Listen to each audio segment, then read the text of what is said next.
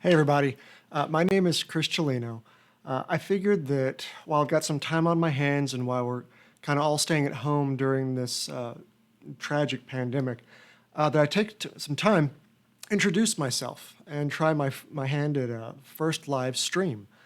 I intend on doing a whole bunch of videos to kind of talk about where I've been in my career, some tips and tricks with LabVIEW, some information about this new nonprofit organization called G Central that I've been starting. And so rather than introducing myself every time, I figured I'll just take 2 or 3 minutes and introduce myself here. So thanks for joining me.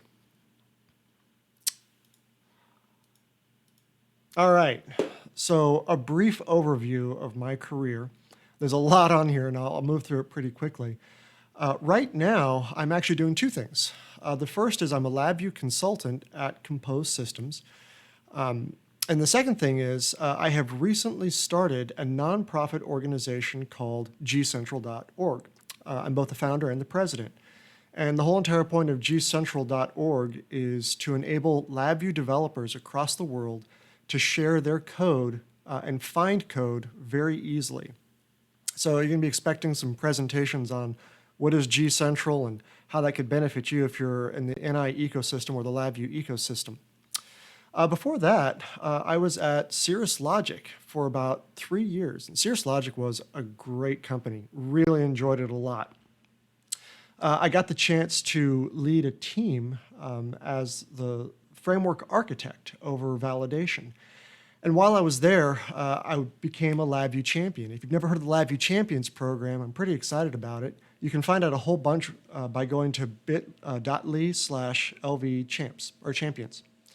And then while I was at Cirrus Logic, I implemented some software processes and procedures and did some documentation and brought some user groups into existence. And all of that was part of what's called the Center of Excellence.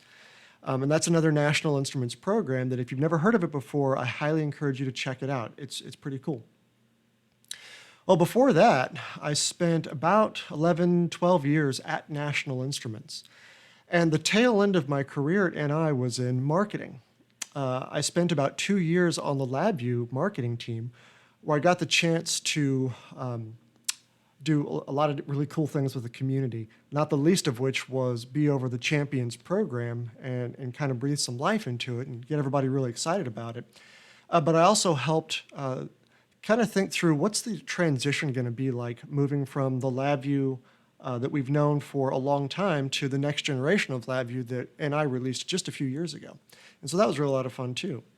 Before that, I got my, we'll call them my technical chops in R&D at NI, where I owned things like the DAC Assistant. And I always joke with everybody, if you've ever used the DAC Assistant, all the really cool features, that was me. All the bugs, that was somebody else. I'm just kidding.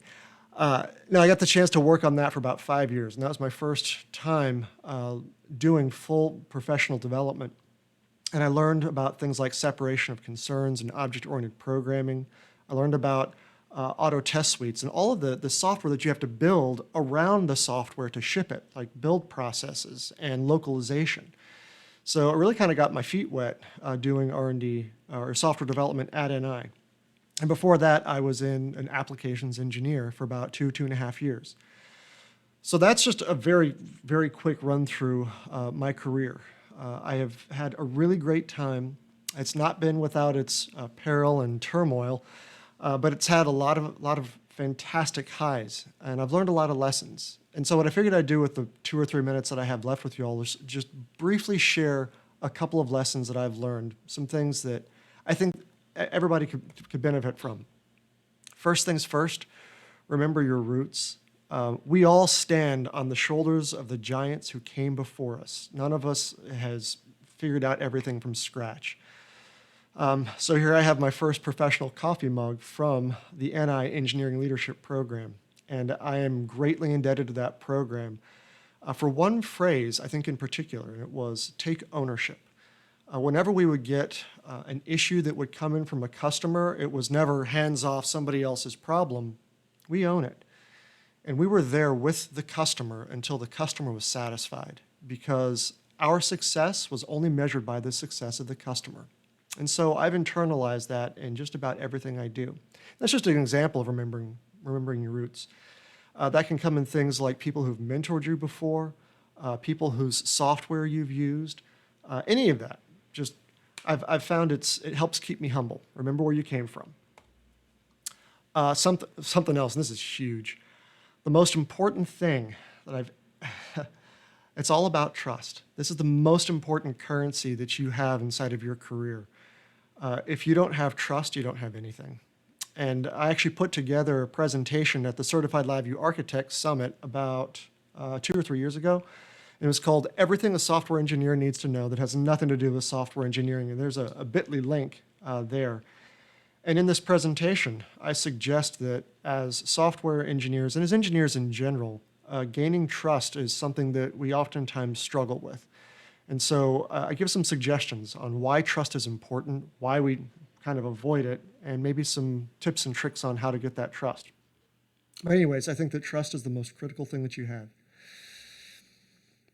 One of the last things, just in general, be helpful. Be persistent in helping others solve their problems. If somebody comes to you for help, it's unfortunate. I've come to people for help before, and they give me an answer that really doesn't help, and they don't necessarily care about whether or not their answer has helped. They just like, I just gave an answer. Well, don't do that.